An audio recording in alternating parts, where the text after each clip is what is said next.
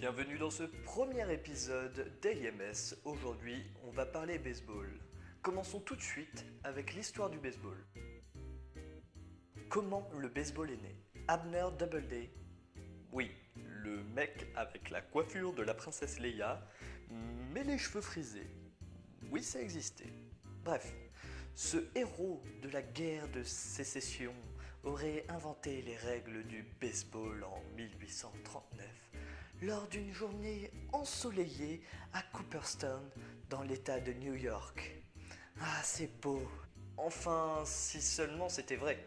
Et oui, cette histoire ne serait qu'un mythe qui se balade depuis le 19e siècle. Vous allez vous dire, bon, ça commence très bien, il se paye notre tronche dès les premières minutes, mais est-ce qu'il va nous parler un peu de la vraie histoire? Et oui, j'y viens. Le baseball vient en fait de deux sports, le rounders et le cricket, qui eux ont été apportés par les Anglais sur le sol américain. Des dérivés de ce jeu se sont joués.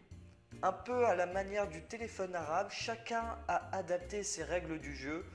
Je vois ça un peu comme ça. Et Lucien, t'aurais pas les piquets pour jouer aux Rounders? Non, mais j'ai les vieux coussins de la grand-mère si tu veux.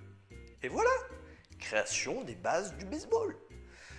Bon ok, c'est un peu tiré par les cheveux, mais c'est pour vous expliquer le principe. Bon, on s'égare un peu, revenons à nos moutons. Le baseball s'est bel et bien développé en 1830 dans l'état de New York et il s'est répandu dans les états voisins. La première équipe a vu le jour en 1845.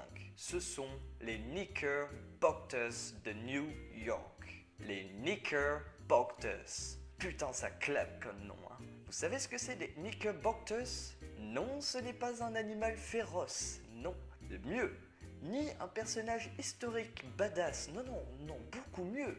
Non, c'est un short.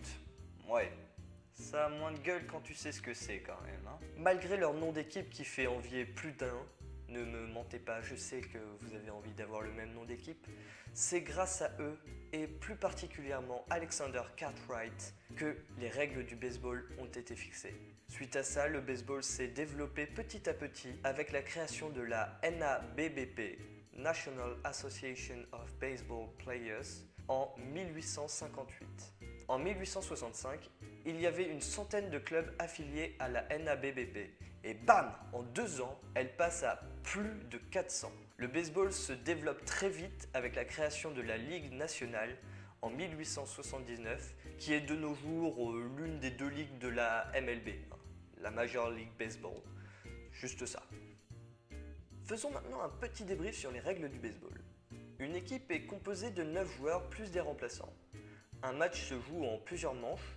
Il y a une équipe en attaque qui frappe avec la batte pour faire le tour des bases et marquer un point. Au passage, petite parenthèse, quand je mets une petite étoile à côté d'un nom, c'est qu'il y a quelque chose d'intéressant à aller voir que je n'ai pas le temps malheureusement d'expliquer. Mais pour les curieux, c'est assez sympa, allez y jeter un petit coup d'œil. Il y a aussi l'équipe défensive qui essaye d'éliminer 3 attaquants pour clôturer la manche. Il existe plusieurs moyens pour éliminer un joueur adverse. Soit le lanceur arrive à faire frapper le batteur dans le vide 3 fois, ce qu'on appelle un strikeout. Soit le frappeur frappe une balle en l'air, mais le défenseur l'attrape de volée. Autre possibilité, le batteur frappe la balle qui touche le sol. Le frappeur se dirige vers la première base, mais le défenseur attrape la balle et touche la première base avant le frappeur. Cette technique peut marcher sur toutes les bases à une seule condition, que toutes les bases précédentes soient dites pleines. C'est-à-dire qu'il y ait un frappeur sur chaque base qui précède ce joueur. Si ces conditions ne sont pas remplies, alors il existe un autre moyen. Cette dernière méthode s'applique en cas de jeu forcé tout comme en cas de jeu non forcé. Prenons un exemple concret. Le frappeur frappe une belle balle qui va très loin. Il décide de partir en deuxième base. Mais malheureusement, le défenseur attrape la balle et se dirige entre les deux bases pour le toucher avec la balle dans son gant directement.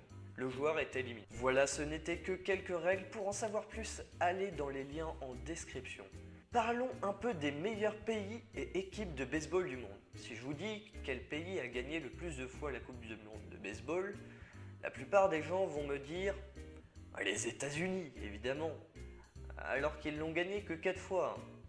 En revanche, Cuba, Bah 25 fois. Et ouais, il y a plein d'autres pays qui jouent au baseball, et qui y jouent même très bien. Le Japon, la République dominicaine, les Pays-Bas, j'en passe et des meilleurs. Maintenant, si je vous dis quelle équipe américaine a remporté le plus de World Series? Bon, avec un peu de chance, vous allez me dire les New York Yankees. Eh bien, en fait, bon, ok, c'est les New York Yankees. Les gars ont juste tout pété. Ils ont 27 titres de champion du monde. Voilà, il n'y a plus rien à redire. En deuxième position, on retrouve les Cardinals de Saint Louis, 11 titres. Troisième position, Oakland Athletics, 9 titres. Et mes petits chouchous pour la fin, San Francisco Giants. Qu'en est-il de la France? La FFBS, Fédération française de baseball et softball, a environ 12 000 licenciés, dont 8 000 pour le baseball. Et plus de 200 clubs sont affiliés à la fédération. Les clubs les plus titrés sont le Paris University Club avec 22 titres de champion de France et 2 fois vainqueur de la Coupe d'Europe B. Mais plus récemment, l'équipe des Huskies de Rouen a décidé de s'asseoir régulièrement sur la première place du podium des championnats de France depuis les années 2000 avec 11 titres de champion de France et 2 titres de champion d'Europe également. Pour finir cet épisode sur le baseball, je vais vous parler de quelques faits surprenants. Pour commencer, laissez-moi vous présenter un petit bébé. Un tout petit bébé Barry Bonds, 1m88, 103 kg. Ce mec-là est juste le plus connu pour ses home runs. C'est-à-dire de frapper la balle plus loin que les limites du terrain même. Il détient le record de 762 home runs dans sa carrière. Bon, il aurait pris des stéroïdes. En même temps, ça ne m'étonne pas aussi. Mais allez checker tous ces records, ce mec est quand même incroyable. Notre deuxième phénomène s'appelle Cal Ripken Jr. Lui, c'est un joueur qui a un record aussi. Mais celui du mec qui n'a pas loupé un match en 16 ans. Il a joué 2632 matchs consécutifs. Le mec, il est là tout le temps. C'est lui le pilier de l'équipe. Le mec fait partie des murs, quoi.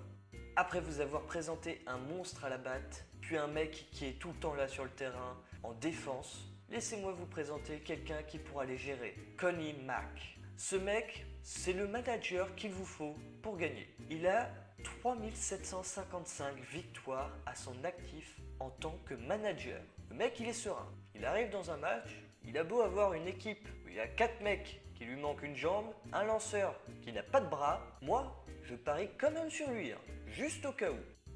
Voilà, c'est tout pour ce premier épisode d'AMS qui était sur le baseball. Il y a déjà d'autres vidéos qui sont en cours de programmation. Pour plus de renseignements, allez dans les liens en description. Si vous avez trouvé ça intéressant, partagez la vidéo. Si vous n'avez pas trouvé ça intéressant, eh bien, j'envoie Barry Bonds chez vous et il saura vous faire changer d'avis. Allez, rendez-vous dans le prochain épisode d'AMS.